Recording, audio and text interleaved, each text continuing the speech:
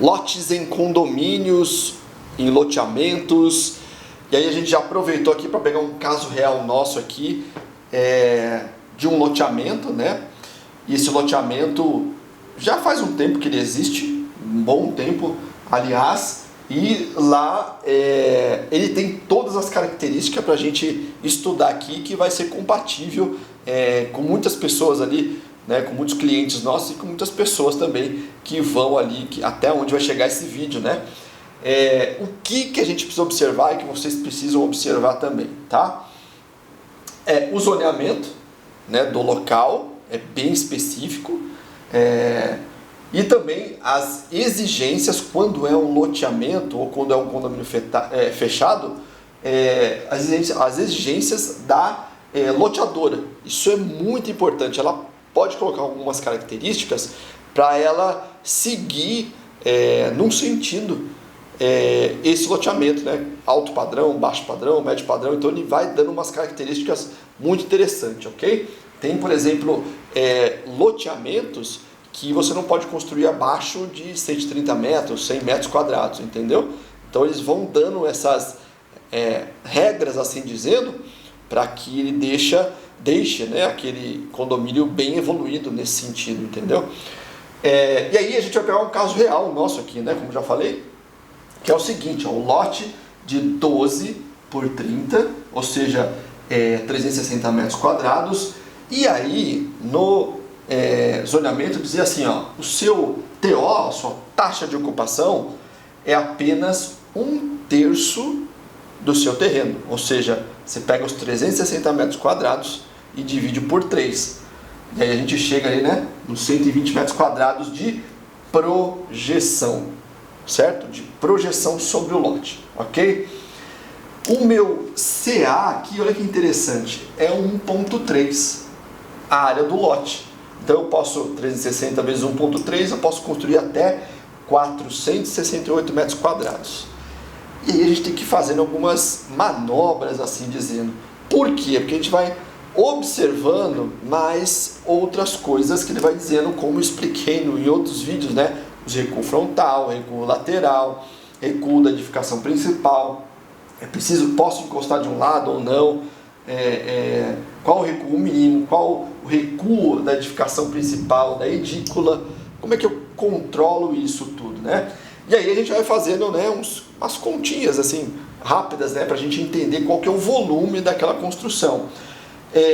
O que acontece? Olha uma observação interessante. Deixa eu colocar aqui, ó.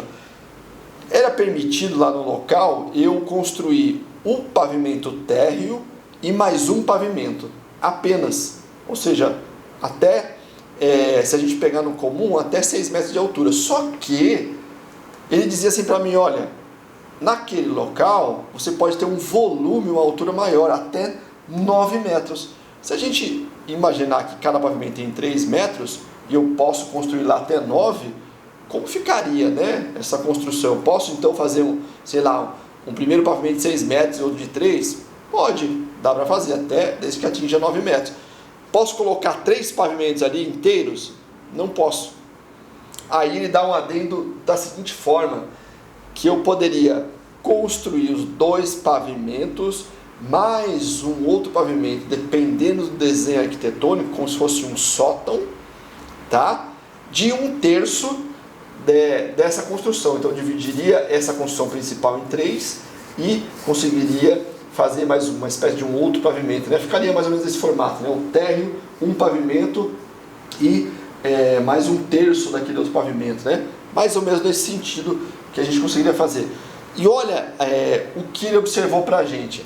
É o seguinte, você vai ter que recuar 5 metros na frente, 2 metros do lado direito, 2 metros do lado esquerdo e 2 metros da edificação principal até a edícula. E aí a gente já começa a moldar o tamanho dessa edificação. Que interessante, se eu abrir uma janela para cá, que é lógico, praticamente óbvio que eu ia abrir, eu teria que crescer esse recuo para 2 metros. Ou seja, se eu tenho uma janela aqui, o mínimo aqui seria 2 metros.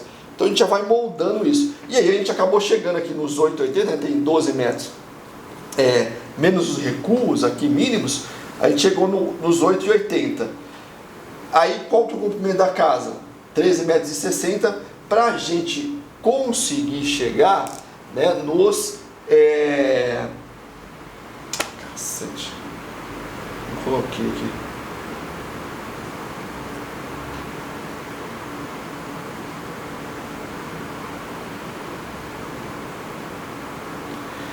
Para a gente conseguir chegar nos 199 metros, ponto 68, tá?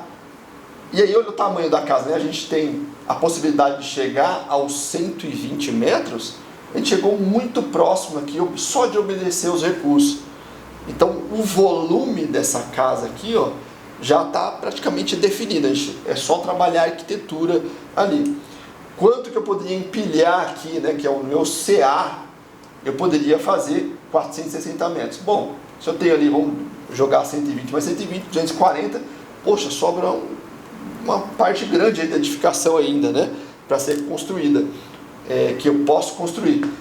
Lá no local a gente percebeu que era muito difícil. Existem alguns, né, sótão, né, dependendo do telhado e tal, do desenho arquitetônico, mas era muito difícil chegar. E a gente chegou à melhor definição que a gente conseguiria encaixar uma boa residência aqui de 4 dormitórios, uma suíte, pé direito, duplo, né, conforme o cliente queria, área gourmet, etc e tal.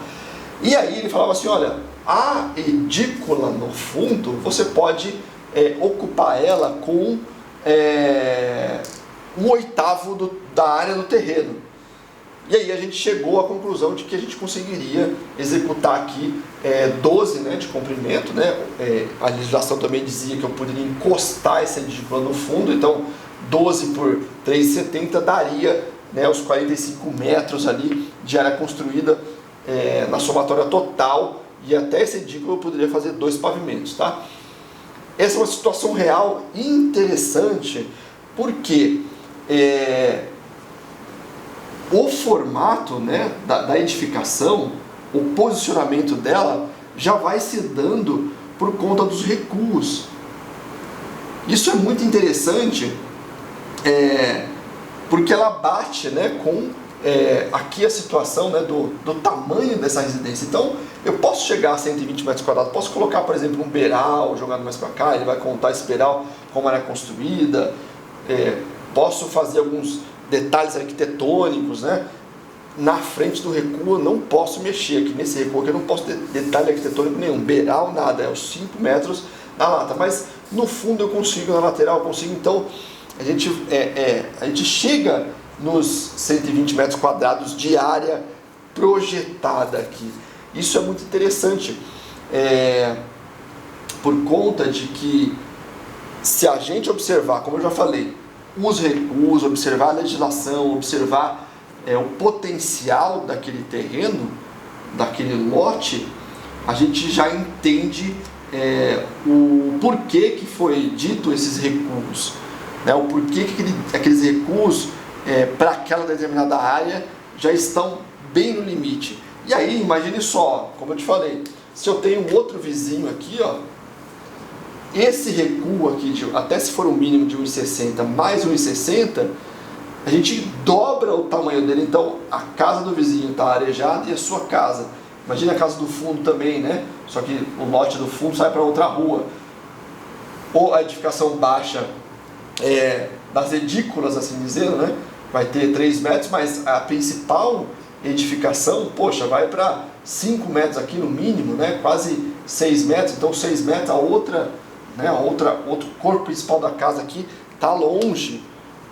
Então isso é o grande significado ali de a gente conseguir os recursos para que todos tenham, né, a mesma qualidade de vida, assim dizendo, a mesma qualidade das edificações, beleza? Por isso que é tão importante a gente respeitar o recuo. Há um pensamento todo por trás, né, dos arquitetos, engenheiros da prefeitura, para que isso se respeite, da prefeitura, da loteadora, para que tudo fique harmônico, assim dizendo, e é uma qualidade melhor, ok? Ó, no próximo vídeo aqui, a gente vai falar um pouquinho sobre, olha só aqui, ó, terrenos urbanos, né? E eu vou dar 2 exemplos aqui de unifamiliar, uma única residência, e multifamiliar, ok? Beleza, eu te espero lá.